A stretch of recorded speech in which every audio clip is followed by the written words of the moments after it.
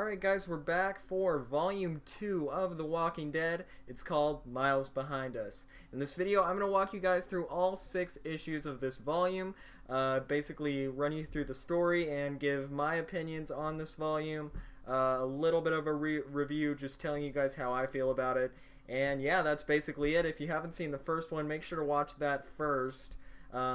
Well, you don't have to, but you should, and so check that one out if you want to, and let's get right into this. To start off issue number 7, which is the first issue of this volume, we have Lori, and she's just kind of standing there, and then Shane comes up and he starts talking to her. Of course, this is while Rick is still in his coma. This is like a few weeks after the outbreak. Rick and, or not Rick, Shane and Lori and Carl, they're right on the outskirts of Atlanta, trying to get in because that's, of course, what happened while Rick was in the coma. So yeah, we see that Shane and Lori did make love, or whatever you want to call what that was, and then it cuts back to a little graveyard. They're basically having the funeral for Shane, and Lori, she's just kind of sitting there. She's definitely not happy. She was not happy with Shane. She spits on his grave. So yeah, then we're back with Rick, and he's just kind of talking to people. He talks to Alan a little bit, and then he talks to Dale, and Dale is an older man. He's about the same age as what Rick's dad would be like, so he actually does end up being kind of a father figure for Rick. And Dale, basically, he puts his arm on Rick's shoulder, and he says, Rick, we were only following Shane because he was a cop. Everybody else, we're just not leadership material, but you are, Rick. And Dale tells Rick that he is the leader and that he's leadership material. He should be the leader. And Dale also was saying that they're ready to move camp. So yes, they get ready to move camp and start to head out. And at this point, you guys might have known might have realized from a few of these screenshots, the art looks a little different, and that's because this is the first issue with Charlie Adlard doing the artwork. And I'll be honest, now that I'm looking back at these, the art is not too great. I definitely liked Tony Moore's artwork better for the first few issues, and up until about issue 80 or 90, the art is kind of like this, and it's not, and I prefer Tony Moore's artwork above it. But after that, after issue 90 or so, Charlie Adler starts getting way better at art, and of course it's progression, so it slowly, gradually gets better. But yeah, right around issue 100, the art changes and it's very slick, very smooth. It looks great, and he's still doing the artwork today. So yeah, Charlie Adlard has done like 150 issues. Tony Moore did 6, and Tony Moore was actually friends with Robert Kirkman. That's why he was the original artist. But I know there was some sort of dispute between the two, and there was actually like a lawsuit on Robert Kirkman from Tony Moore. So yeah, that's why they switched the artists and stuff. But yeah, I don't know everything about it, so that's all I can say about that. But let's get back to the comic. So yeah, then we have a little scene with Rick talking to Carl, and he basically just talks to him saying, if you ever want to talk to me, you can talk to me, Carl. You know that, right? Because of course his son is 7 and he just killed a man. And anyway, then they get ready to pack up the next day, and then they're off. So then it's nighttime. They've been driving for a while, and they're moving cars off the road, like most apocalypse movies have. Cars are all over on the road, abandoned.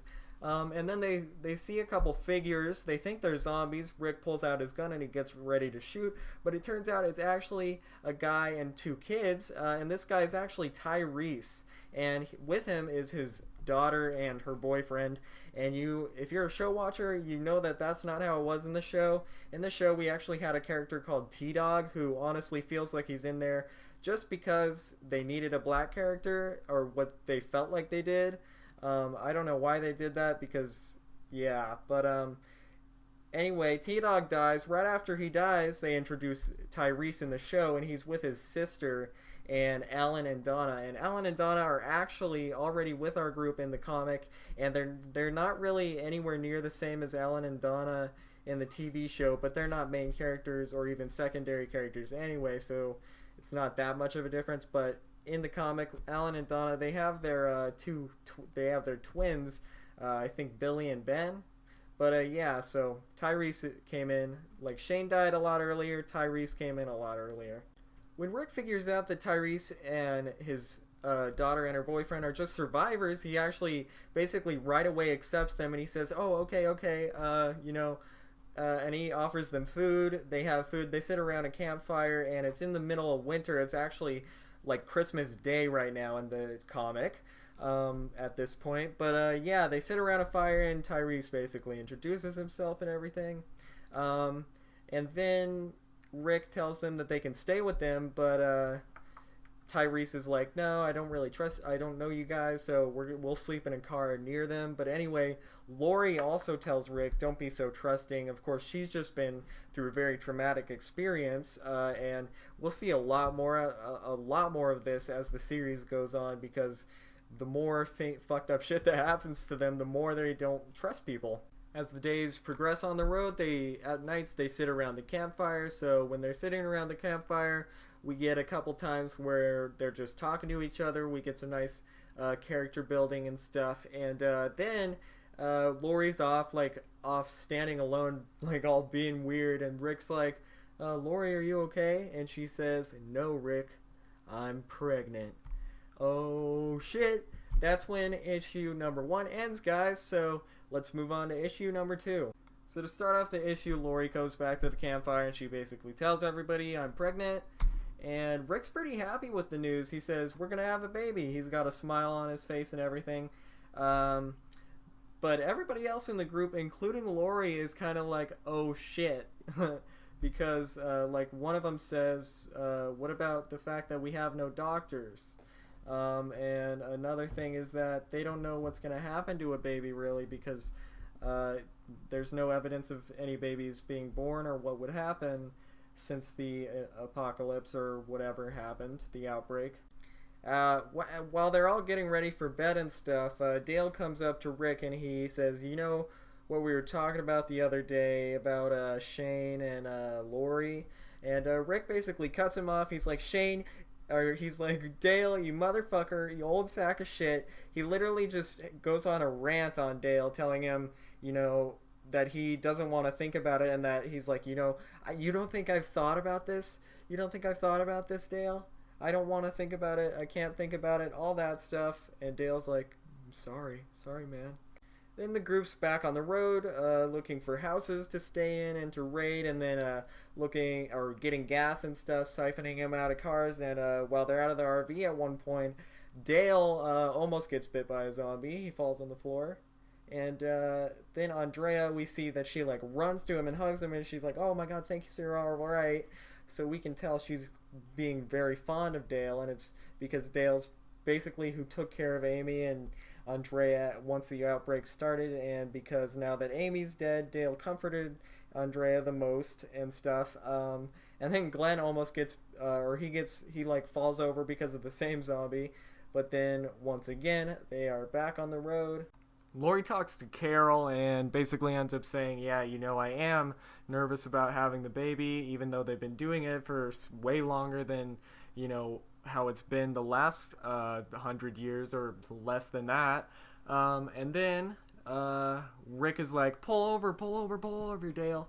And they find this huge place that's a gated community, looks totally safe, called Wilshire Estates. So they spread out a little and do a quick little look around, like a once over, and they're meanwhile all talking about how great the place is, and Rick says, you know, I'm sick of the RV, and there's this running joke in the first, first few volumes that, about how stinky the RV is because they all sleep in there. But yeah, so Rick says, I'm sick of the RV, so let's just pick one of these houses because it'll be way more space than the RV, and we'll all just sleep there for one night, and then in the morning they'll spread out and look around and clear all the houses out. So they look around the house to clear it out, and Rick runs into 2 huge zombies, and they fall on top of him, and he's trying to struggle to get them off him. He calls some people in, but they can't get a shot on the zombies because Rick is like right next to them. And then Tyrese comes in like a god and saves Rick. So they clear out the rest of the house, and then they all get ready to go to bed. So yeah, then a couple people have to share rooms, and everybody's in bed now. And Donna found some extra blankets, so she gives some to Rick, she gives some to Tyrese, and they have a little conversation where they're all really nice to each other. And then she walks into Dale and Andrea's room, and they're fucking. So yeah, everybody's actually pretty happy, and Donna even talks to her husband Alan about how happy she is for, like, Andrea and Dale, and anyway, they notice the snow's melting, and then we get a little picture of the outside gate by the RV, and with the ice melted off, it reveals a sign that says, "All dead, do not enter." And if you've watched the show, I think in the first episode there's a place that said, "Dead inside, do not open," or something, or "Don't open, dead inside." Yeah, and that's a reference to this right here.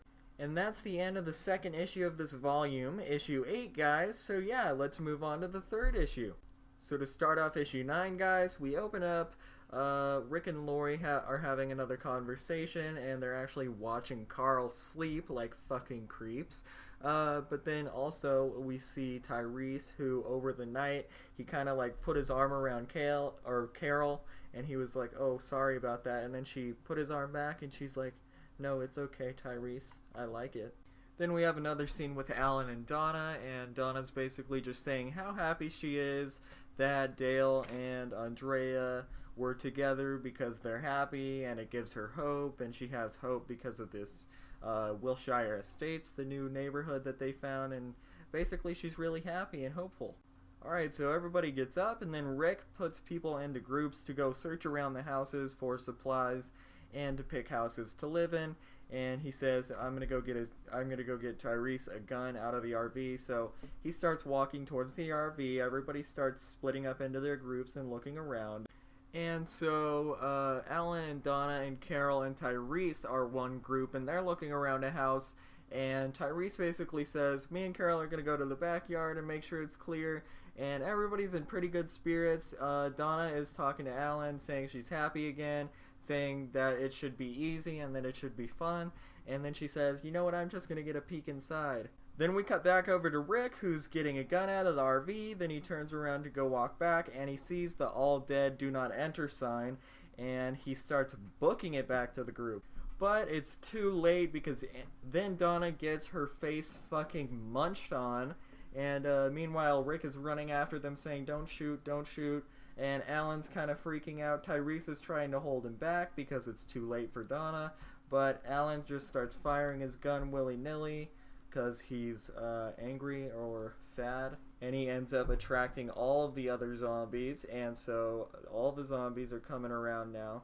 So the zombies, or walkers if you prefer, start surrounding them, and Rick basically says, we need to leave, we need to leave, we need to get out of here, get the RV, get the kids, everything. And Alan, he's still all upset and in shock or whatever, so he's like, just leave me, and Rick is like, no, you need to come, we need to get out of here. And meanwhile, everybody's getting everything ready, and they're making their escape. So everybody runs to the RV except for Tyrese, who's trying to get Chris and Julie, and Rick is worried, so he runs after Tyrese, goes upstairs into the house, and finds Tyrese there, and Julie and Chris, Tyrese finds Julie and Chris, and they're like getting naked or about to have sex or whatever. And then Rick comes in and says, alright, we gotta get out of here. Where are we gonna go? We're trapped, pretty much. But then they go to the window and end up, the RV ends up driving up towards them, and they end up jumping on top of the RV to make their getaway. So then they're back on the road, guys, and they're back to how they were before they got to Wilshire Estates, basically. They're back on the road, siphoning gas and trying to look for supplies, and they didn't have enough time to really get any of the food from the house. So yeah, they're pretty much back to exactly how they were, and we're also dealing with Alan having to mourn, and everybody dealing with how one of their group members just died. So like I said, they were scavenging for supplies and stuff, but they really didn't find any food, and so then Rick, Tyrese, and Carl go hunting. And pretty much just like the show, Carl ends up getting shot again by Otis, except in the comic it's because Otis thinks they're zombies, but in the show, Carl ends up having that moment with the deer, and then Otis ends up shooting the deer, and it goes through the deer to Carl, but in this one, Carl just kind of gets shot in the back. So Otis basically comes out, he's like, I thought you guys were walkers, I'm really sorry. And Rick goes off on him, understandably. He freaks out, and he grabs Otis, and he puts a gun right to Otis's head, and he says, I'll kill you, I'll fucking kill you. And that is the end of the issue, guys. Yes, that is the end of issue 9, so let's move on to issue 10. We have issue 10, then 11 and 12, and that's it for this volume. So for issue 10, we start at the same spot. Rick's still freaking out, and Tyrese basically says, Rick, Carl's still bleeding, but he's lost a lot of blood. He's got to get somewhere. And Otis says, yeah, back on my farm, you know, there's this guy there who fixed, whose son got shot in the foot, and he got the bullet out, so we might be able to help your son. And the farm is, however, far away, pretty close. So Rick says, all right, Tyrese, go back to the group and tell them what's up, and I'm going to go to the farm with this guy. So Rick starts heading off with Otis, and Tyrese runs back to the rest of the group and basically tells them what's going on, and they start going to the farm as well. So Rick and Otis get to the farm, and basically Herschel's there. He's like, what's going on? Tells them what's happened pretty much, and they get him on a table and pretty much immediately start operating, and Rick goes out to see that the rest of the group has gotten there, and Lori's really worried, saying, Rick, where is he? Is he okay? Rick pretty much tells Lori, well, Carl's in there, and I think he's at least stopped the bleeding. And then Herschel comes out, and he says that Carl is probably going to be okay, and that he's still, like, knocked out, but the bullet hit his shoulder and didn't hit anywhere that was fatal. Then Herschel tells him that they can stay there until Carl gets better, and he also introduces him to the rest of his family. And if you're a show watcher, you know that he had Beth and Maggie in the show, and I think he had another son that was that had turned into a zombie. But in the comics, he actually has way more kids. He has 2 sons that are alive, and then he has Maggie, and he also has 2 younger daughters. And he also had a son or a stepson or something that died in the barn too. And he also has another daughter too, who's older than Maggie, but there's no Beth. Then the older daughter takes most of the people on a tour of the farm. It's not a big farm.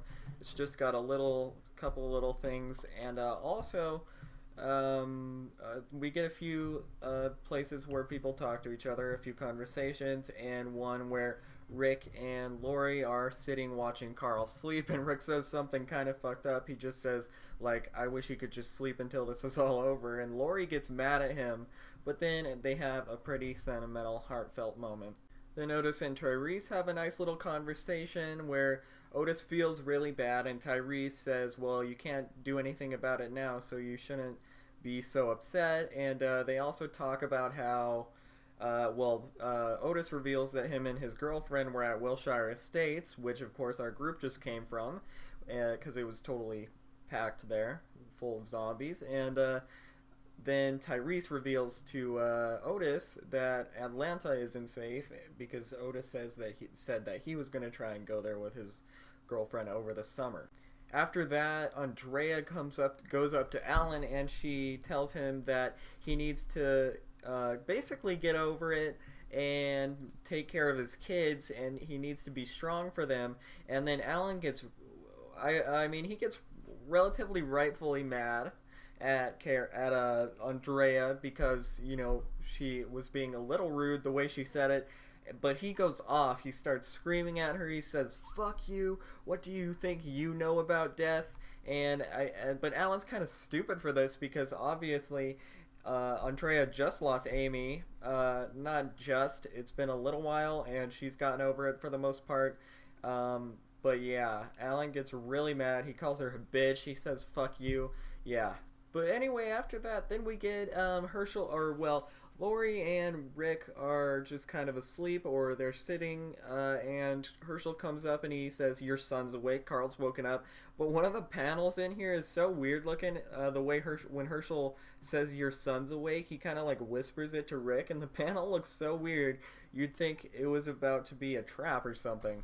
But anyway, Lori and Rick, they run to Carl, and Carl's is awake and he's fine, and they have a nice little happy moment. So they bring Carl up with the current things that they're on the farm, and Carl didn't remember what happened, so they tell him what happened and that there's new people and stuff. And so yeah, then Sophia comes in and Carl and Sophia talk, and I really like these Carl and Sophia scenes. They're pretty cool. Robert Kirkman is actually pretty good with kid dialogue because sometimes I would think it's pretty hard to write for little kids, but yes, the Carl and Sophia panels are pretty enjoyable.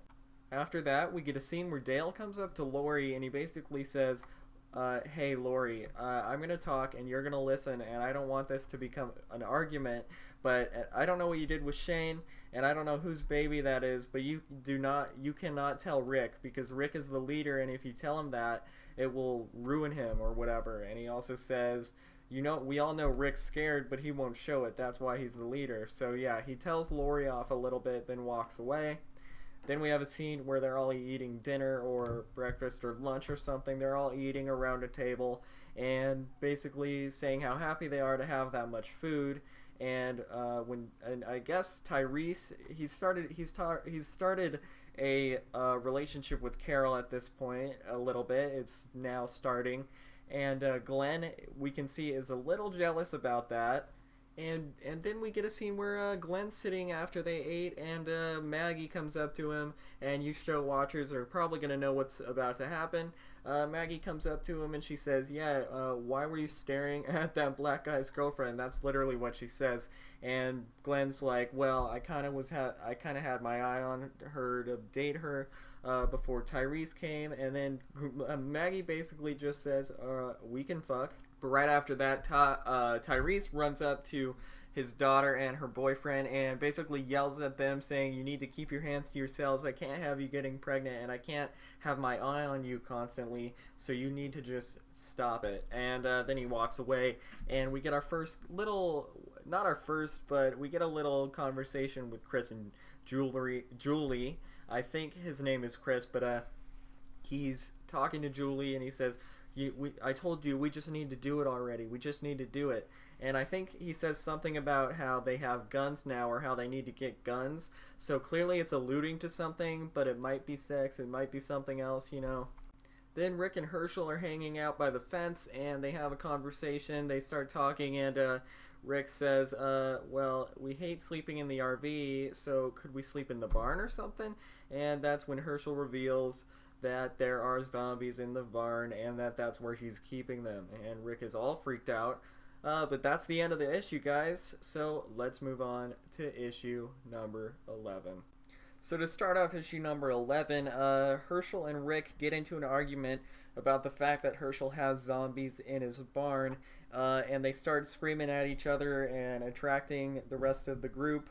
Everybody comes over and they're yelling at each other. And then Herschel's like, "My son's in there, god damn it." And then so Rick kind of understands what Herschel's saying there, but he tries to tell Herschel that they're dead, and Herschel's kind of in denial, and he still gets mad and yells at Rick again, and Rick is he's still trying to convince Herschel like they're dead and they're rotting, but Herschel is, like I said, in denial. And Tyrese says, "Well, it's his farm, so we should abide by his rules." And Rick pretty much says, "You're right, I'm sorry." And then the people spread out again. Then that night, Rick goes and talks to Alan, and Alan's standing out in the middle of the night outside of the RV, and it's pretty cold. It's like probably late winter now, so Rick is like, "It's cold, are you alright?" And Alan pretty much says, "No, I'm not alright." And Rick says, "Well, you need to get it together for your kids." Pretty much the same as Andrea said. And then Glenn goes out to get some air, also known as pussy. So the morning after that, Rick goes and he sees Herschel again and just apologizes again for how he acted the day before. And Herschel says, "It's alright, I forgive you." And then Rick says, "Alright, and I'm also going to give you guys some of our guns so that everybody can be protected. And I'm also going to be doing some target practice, so you and your kids should come along today." And Herschel pretty much says, "Alright." Then the next page has Andrea and Dale going to talk to Alan. Andrea's going to try and talk to Alan, but Alan says, "Fuck off," pretty much. And Dale starts yelling at him and gets kind of aggressive, but Andrea just says, "It's fine. Sorry, Alan," and they leave. Then Rick has a quick little conversation with Carol and Tyrese, and Carol's sitting on Tyrese, so yeah, they're dating now. And then they just have a little conversation, but after that we get to the shooting range where Rick is teaching them how to shoot the guns. So while they're shooting, Tyrese tells his daughter to be safe, and her boyfriend says, "She knows, man," because he's a piece of shit. And then Herschel comes running out of nowhere saying, "Stop shooting, stop shooting," because his neighbor's house is in the direction that they're shooting. Because Herschel clearly, he's like in denial still. He acts dumb to like what's happening. I mean, he should really know what's going on, at least somewhat. Then a zombie comes into frame, and Rick is about to shoot it, but Herschel stops him and makes him help him get the zombie in his hands so he can walk into the barn and put it with the rest of them. When Herschel opens the barn door, the zombies overpower him, and Herschel's kids come to help. But what ends up happening is Arnold, the oldest boy, or his oldest son, at least living, gets bit. And then Lacey also gets torn apart, who's his oldest daughter. The zombies totally overpower her and just devour her. But yeah, that makes Herschel come to his wits a little bit at least, and he takes a gun and starts killing the zombies. And then the other members of the group also start killing the zombies and helping. And Herschel almost ends up killing himself, but he doesn't do it. Then we have the funeral for all the people, and at the funeral, Herschel looks at Rick and says, "You were right." Then we have another scene with Tyrese and his daughter and her boyfriend, and they're trying to give Tyrese their guns back because they say Rick never took them back from him, and Tyrese says, "You guys can keep them," so he's starting to trust them more. Then we have another small little section where Tyrese or his daughter and her boyfriend are talking to each other. And that Chris guy is still a shit face, but that's the end of issue 11, guys. We have one more issue to go, and then that's the end of this volume. Okay, guys, to start off issue 12, Rick and Lori wake up, and Lori has morning sickness. So she throws up, and then in a different room, Maggie and Glenn are shagging, and Herschel walks in and sees them.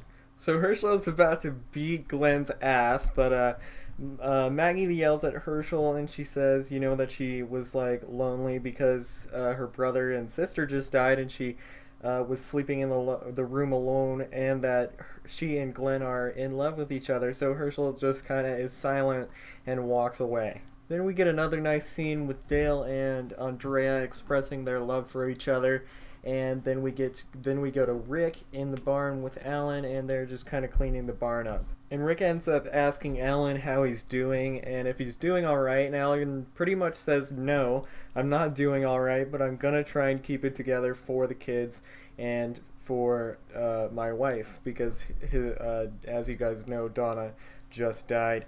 And then so Rick and Alan talk a little bit more, and then Rick walks away, and he's gonna go talk to Herschel about if they can, you know, move into Herschel's house. Even though Herschel's kids just died, Rick still wants to go talk to Herschel, which I think is a little bit stupid. But anyway, he goes to Herschel and he basically says, "Can we just move into your house? I know this isn't a good time." And then Herschel interrupts him and says, "No, absolutely not.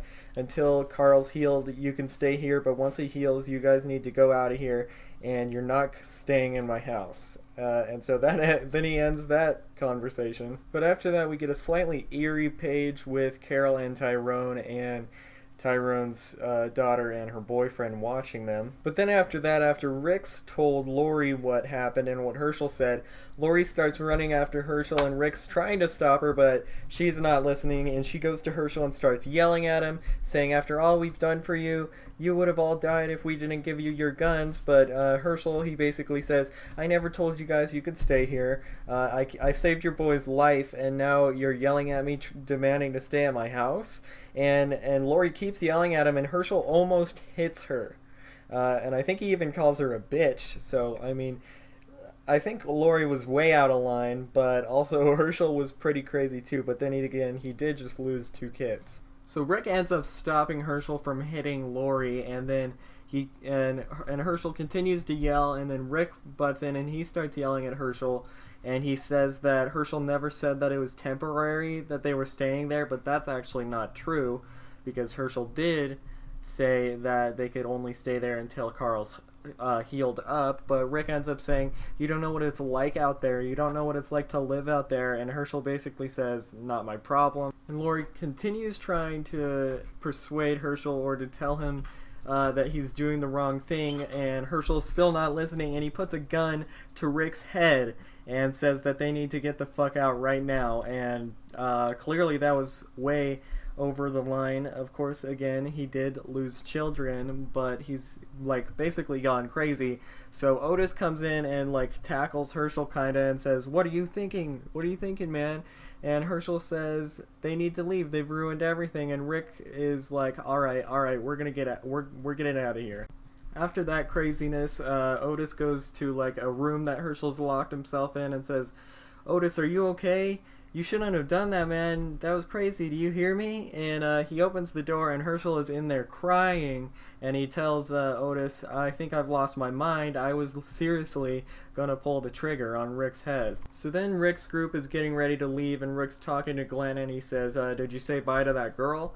And Glenn basically says, well, I'm gonna stay with her, actually, so I'm just gonna say goodbye to you. And Rick says, and Glenn's like, sorry, and Rick says, no, I totally understand. Then Rick's group hits the road again. And after a few days of being back on the road again, Rick's group is already bordering starvation and running out of food. So Rick and his group, they keep scavenging around and looking around and grouping off in pairs, trying to find anything they can that is useful. And Dale and Andrea are alone looking around, and they climb a little ridge, and then they see something that is apparently perfect and that they have to tell Rick right away. They run back to the RV, honk it to get everybody's attention, and then that's when they lead them back to the prison. And that's the end of the 12th issue, guys. The next issue starts the 3rd volume, and this was the end of the 2nd volume. Yep, it ends right with the prison, and as you guys can probably tell, that the whole time where they were at the barn was a lot quicker than in the show as well, and it also ended very differently because there was no barn being overrun in the comic this time, and half of the people stayed at the barn. And we'll get back to that in the next volume, but yeah, that's pretty much the end of the barn storyline, guys, and that's the end of this volume. I think this volume was pretty good. It was definitely good, but a couple things, like Herschel overreacted really fast. It didn't even make much sense how much he overreacted, except of course he did have children that he just lost, so he was going a little bit crazy. And like I said, it was a lot faster than the show and pretty different than the show, and in my opinion the show actually does the Barnes storyline better than the comics. But that being said, I think this volume is still very good, and there are volumes in the future that are also very good. So if you guys are planning on reading the Walking Dead comics, I would recommend you pick this up and continue to read from there. So yeah, it's a pretty good volume, but again, it's not the most crazy volume. We're introduced to Tyrese and, like I said, the barn, and we get some conflicts and stuff, but yeah, this little volume was really just a build-up, or it was just after Shane died, there was a little bit of calmness. Then Carl got shot, of course, which was another pretty crazy thing. And like I said, we found Tyrese, and then we go to the barn. But it's really building up at the end towards the prison storyline. especially the first volume of The Prison. And that's what we're going to get to next, guys. So look forward to that video, and I'll see you next time.